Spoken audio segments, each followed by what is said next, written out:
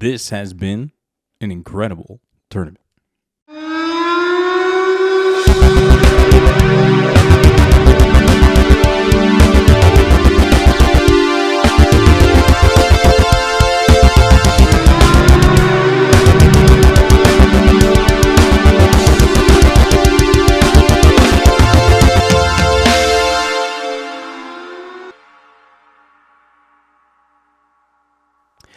Hey, Mike here from the Pester line. No Sean, no Alex, as this is a topic close to my heart, but not theirs. The World Cup. It's been an incredible tournament up to this point. A lot of phenomenal games, places you haven't heard of, places you may have heard of, doing things you've never thought they'd do, and a little bit of controversy mixed in, as is the case with FIFA in general. With that being said, let's talk about the teams that are left as we are now into the quarterfinal of this wonderful tournament. We have France taking on Morocco in Boston. We have Spain taking on Belgium in LA, Norway taking on England, and Argentina taking on Switzerland. Norway, England will be in Miami. Switzerland versus Argentina will be in Kansas City. This tournament has been full of surprises left and right. Big part of that being certain countries creating narratives that we never thought we would hear, making it into group stages or past the group stages into the knockout rounds. One of those being Cabo Verde, or Cape Verde, if you're nasty, taking Argentina all the way to the brink in the round of 32 with the play of Vesnecia as well as Sidney Lopez Cabral making arguably one of the most beautiful goals of the entire tournament. But it was not to be denied, as the smallest center back I've ever seen in my life, Lisandro Martinez, put one in the back of the net late in stoppage time, or in extra time, to put Argentina back up 3-2 in that win and give them back the chance to do what they did today, which was come back from a 2-0 deficit against Egypt and get very, very big goals from Lionel Messi and back into the quarterfinals, where they'll face a pretty tough Switzerland team led by former Arsenal captain and midfielder, current Sunderland captain and midfielder Granit Xhaka, who has done amazing things. Did hit one of the PKs tonight to get Switzerland past Colombia 4-3. Unbelievable job by Kobel to make a huge save on one of the penalty kicks from Colombia. Unbelievable job by them alone. Another team that we want to talk about is Bosnia and Herzegovina, making one of their first knockouts since the early 90s. Unfortunately, falling 2-0 to the United States in the round of 32, winning one of their first knockout games in a very long time. Led by Florian Balogun. The U.S., phenomenal job. Crazy to see a guy like Sad Kolasinac, also another former Arsenal player, being a big part of that Bosnian team. They played well through the tournament, got themselves qualified, but it wasn't enough as they could not get past the United States.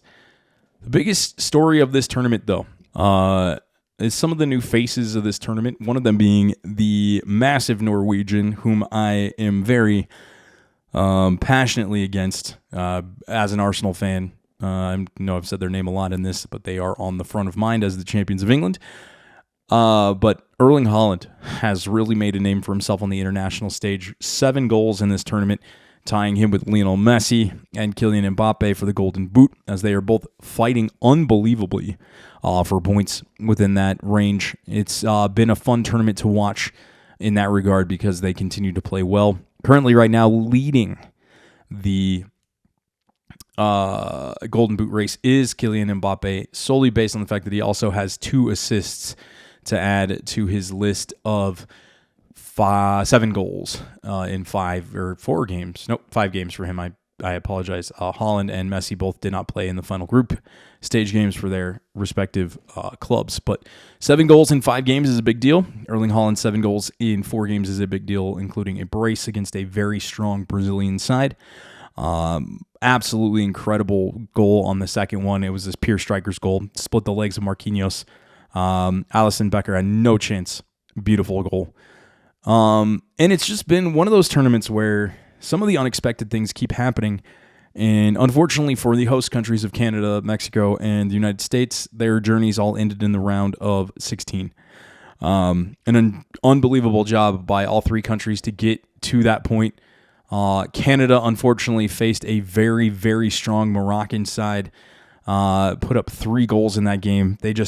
One of the best teams in Africa. They were a semifinalist in 2022, led by arguably the best right back in all of football in Raif Hakimi. But the phenomenal play from the Moroccan side continues to be a big storyline from this, maintaining possession, pushing well, getting goals from Azandine, Onani, 2 goals actually from him in this, and then Rahimi off the bench making it 3-0. Just a tough night for Canada all around. Crepeau trying to do everything he could to protect himself. They just couldn't handle the physicality that Morocco brings to the table. And then you have Mexico on Sunday, who honestly, that might be the match of the tournament. Mexico, England at the Azteca. You have the Mexican fans behind them, pushing, rooting, cheering, doing everything in their power to give them all the hope, all the joy. And early on, England just finding a passion. And I need to take a second to take a bow. And Jude Bellingham, have a day, my friend. Absolutely insane day from him, scoring some pretty unbelievable goals in this game, putting 2 past the Mexican keeper, Rangel, who, ironically enough, I know from FIFA. MX Liga is not in EAFC, but Jesus Gallardo, who is the right back for Mexico, and Raul Rangel, both available for free agency. If you get a chance, check them out. But Mexico did not want to go down quietly as Quiñones scores a huge goal right before half, puts them down 2-1 going into half, and they have to find a way to get there. And then the penalty. Unbelievable job by the English team to really make the push and get into the box, draw the foul, get the penalty, and then Harry Kane does what Harry Kane does best. He scores, and he puts it in the net, and it's 3-1. Shortly after he scores, Harry Kane then commits a penalty, and Raul Jimenez of Fulham fame, the side patch guy, buries one. Absolutely beautiful shot. Pickford guessed right. Just pure power from Raul Jimenez. And it's 3-2. And England has to hold on for 11 minutes. 11 minutes of stoppage time. Down a man, by the way. Joel Quansah did get a yellow or a red card in this game. But they hold on, and they get back to the quarterfinals for the first time since 2022. They're back, and they lost to France in the quarters. That stretch in the tournament in 2022 in Qatar. One of the tough parts of this, though, is that Jordan Henderson, who did receive a yellow card at the end of the game while singing Wonderwall, after singing Wonderwall, jumps over the boards and falls and ends up breaking his arm. Quite an unfortunate situation for the veteran midfielder who was actually getting set to make his return back to the Premier League with Tottenham this year. Unfortunately, is out for the rest of the tournament with a broken arm. So that's tough news to take. And then we had the game last night. The game last night that everybody was excited for, that had a bit of controversy behind it. I'm not going to get into the logistics of the controversy or why it was controversial. Me personally, I thought it was a red card. I'm in the very, very, very minor minority in this. I saw it in real time. I saw the action, saw the replay. To my knowledge, it's a red card. As somebody who's played the game for 20 plus years, who follows the sport religiously, it's a red card in my opinion. Again, it doesn't matter what I think. I'm not a professional, but at the end of the day, it's a red card. FIFA's decision to rescind it was their decision. Whoever instituted it, instigated it, whatever, it's beyond me. I don't care. I think it robbed the United States of a story of being the underdog, fighting without their best player, and seeing what Pepe could do as a starter. The U.S. came out flat. First 10 minutes, they looked terrible. They didn't have any passion. They didn't fight. And Belgium took advantage.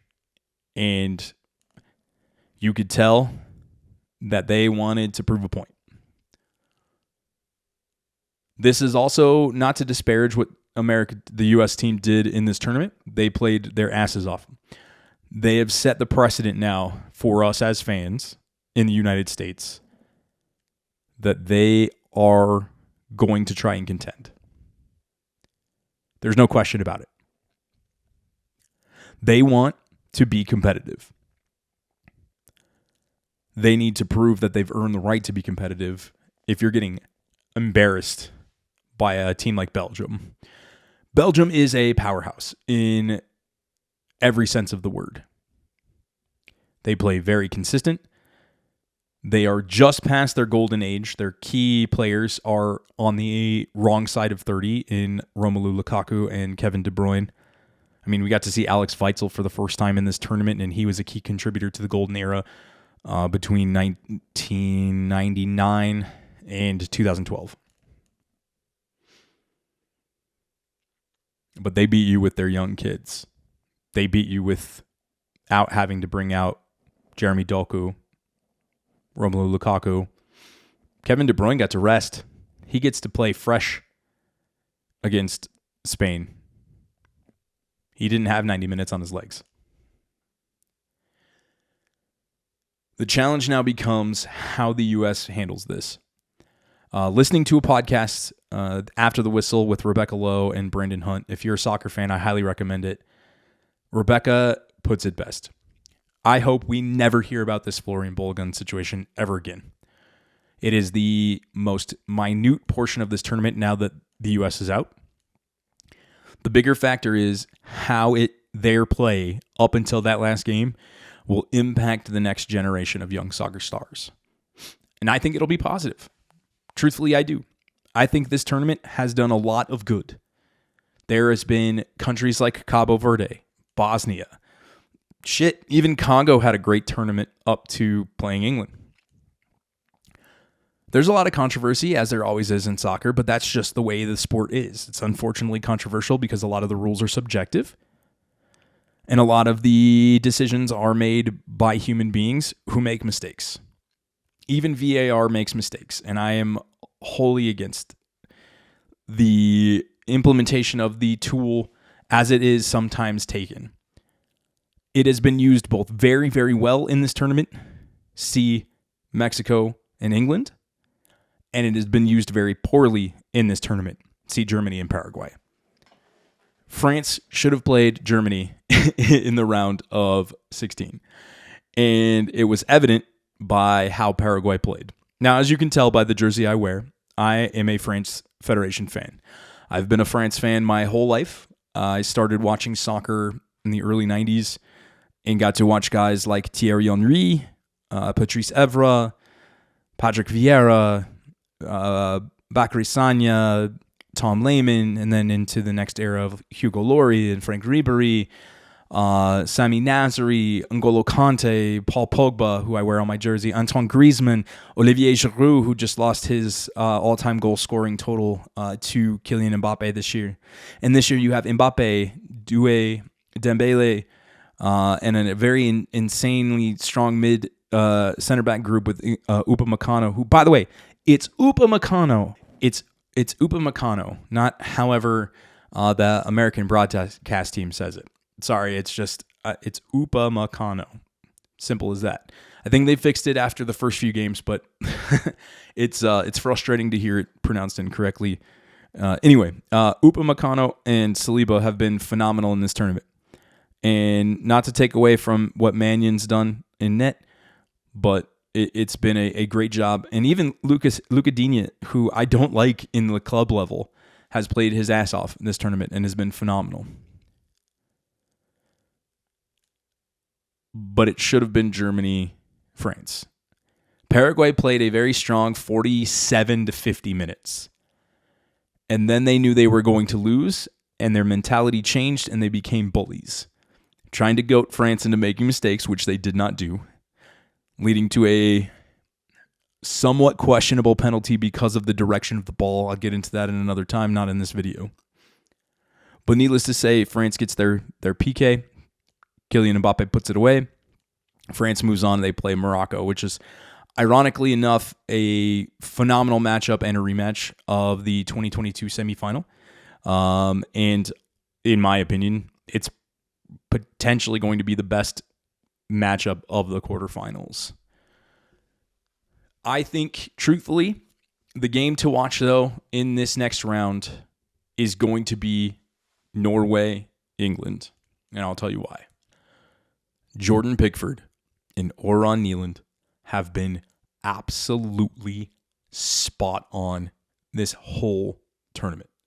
Yes, Norway has conceded at least one goal in every game this tournament, but Nieland made key saves against some of the best forwards in the world in Vinny Jr. and Gabriel Martinelli and Neymar, just to name a couple of the forward group of the Brazilian team. It was an absolute masterclass in goaltending. I will say they have some weaknesses in their back line, but I do think there's a very good chance that Norway makes it in to the semifinal. But part of the challenge is now Erling Haaland has faced an incredible run of teams in this tournament. It's not to deny that he has not faced tough opponents. He is now about to face defenses that have either A, played with him, Mark Gahey, and group of guys who've played against him, Declan Rice, Bukayo Saka, Noni Madueke, guys that are in the Premier League that have done, at times, have slowed him down. That's going to be the biggest challenge for me as an outside viewer of this game. I'm excited to watch this one, personally. I think this will be one of the biggest takeaways from this tournament is how this game ends up. The winner of that game goes on to play Argentina or Switzerland, which is going to be another phenomenal game to watch because you're potentially watching Lionel Messi end his career in the international level, which is incredible and insane to think about, as this is the true end of an era. The game I haven't really talked much about is because I want to get to that one last for a couple different reasons, and then I'll wrap up. I think Argentina-Switzerland can come down to a decision, a play, and potentially which goalie shows up.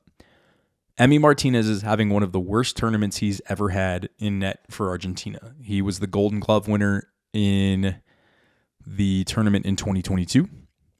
He has been their primary starter, I believe, since 2020. He's a former Arsenal goaltender. He's a current Aston Villa goaltender. He's under a little bit of controversy after what happened in 2022. I won't get into it, but needless to say, the rules were changed because of him.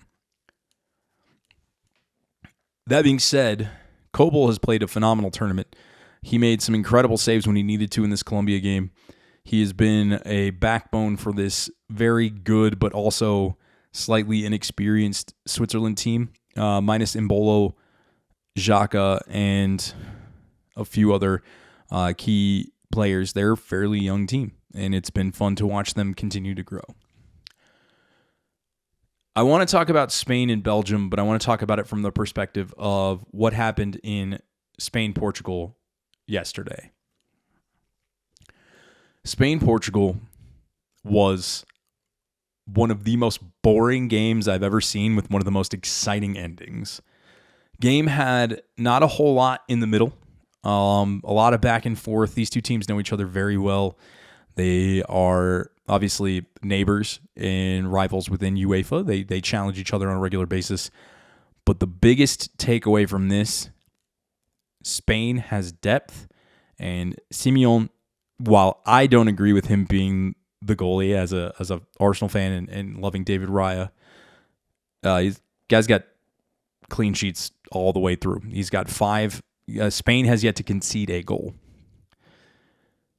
And you get a late goal at the beginning of stoppage time from Mikel Moreno, who was a sub who gets an unbelievable delivery from Fabian Ruiz. Just another beautiful opportunity. And again, the role of those midfielders, striker converters, guys who've made these changes into these positions. One of them being Mikel Moreno, who plays for Arsenal as well, made the transition from defensive mid to center attack mid and actually a center forward. He's been playing a little bit of 9 with Arsenal and scoring goals. And so much so that Spain made the change, similar to Kai Havertz in Germany being moved up into the 9 role, the striker role, or the center forward role, depending on your formations. You get to see this, and it's beautiful. And I think that is going to be the difference between what we saw from Belgium against the United States. They're going to go guns blazing. So you'll see Doku. You'll see Romelu Lukaku probably play early, and then they'll bring... I cannot remember how to pronounce his name. I apologize. I'm gonna look at his name real quick and show you or tell you what his name is. Del Kelteher. He's a phenomenal young striker. So I think they'll start with Lukaku, bring him forward, and really make the push and see if they can get some goals on Simeon. If they can't, they'll bring in Del Kelteher with a tired legs, and they'll take advantage of that. Not having to play Kevin De Bruyne is huge because they'll get a chance to really get him fully rested before they have to make the transition, especially losing Amadou Onana, who ruptured his ACL in the first 20 minutes of the game, just went for the play and just could not get to the ball. It was very unfortunate for him. To go back to the U.S., though, another key highlight to this is a fun stat. No player in 60 years until this tournament had scored 2 direct free kicks in the same tournament. Malik Tillman did that. The U.S. have talent galore on this roster. Weston McKennie, Tyler Adams, Christian Pulisic, they are going to be older, hopefully wiser. This might be Tim Ream's last hurrah as the captain and center back for this team. But Chris Richards showed me a lot.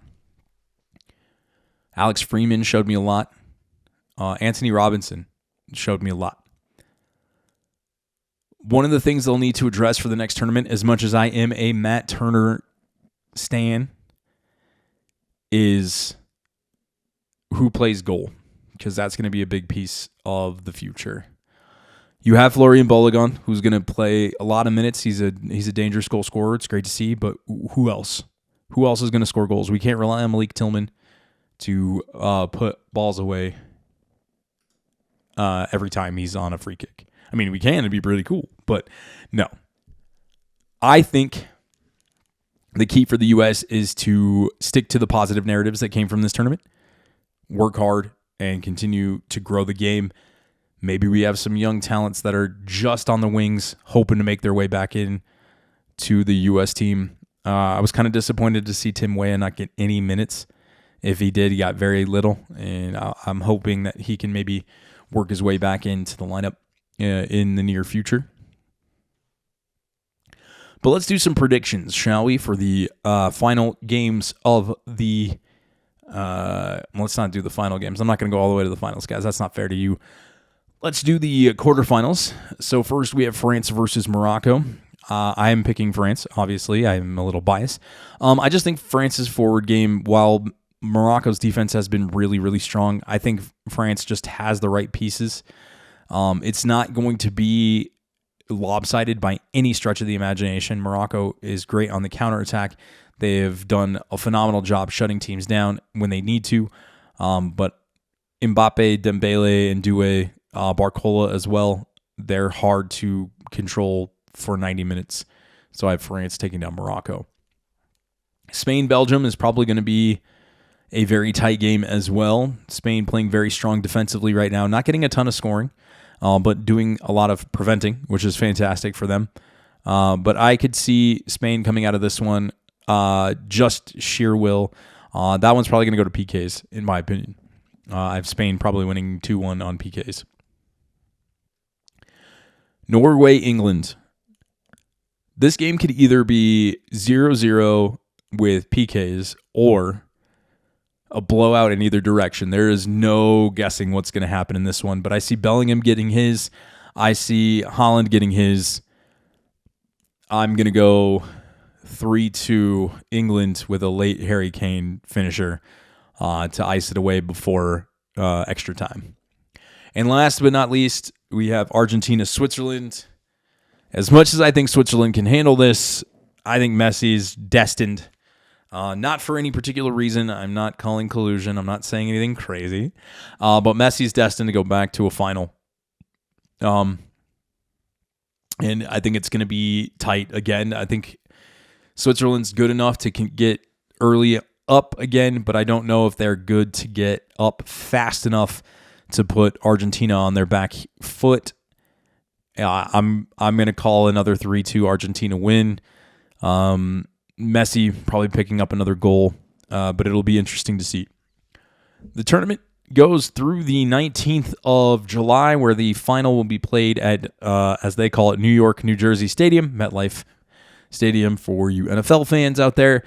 And I'm going to just give you my prediction. I think it's going to be France, Argentina once again. I don't want that. I want France and England personally. That's my hope. Mostly because I think it'd be fun to watch those two teams go at it again for the second time in two tournaments, but also just the chaos of England getting back into the final for the first time I think since 1960 when they won the whole thing. I would like to see France win another one. I'd like to get a third star and get that jersey made sooner rather than later.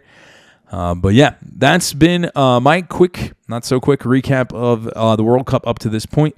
It has been a phenomenal tournament, and I'm happy to say that it's been great despite controversy. Controversy is part of sports, unfortunately, nowadays. We'll be back with a regularly scheduled episode here soon with Alex and Sean, which will be awesome. And stay tuned for more news from us on as the Avalanche get through camp, as more signings come through. And also, I'll have a final full World Cup recap once the tournament's over. And for that, thanks guys for watching. I'm Mike for Sean and for Alex. This has been the Pester Line. You guys take care. All right.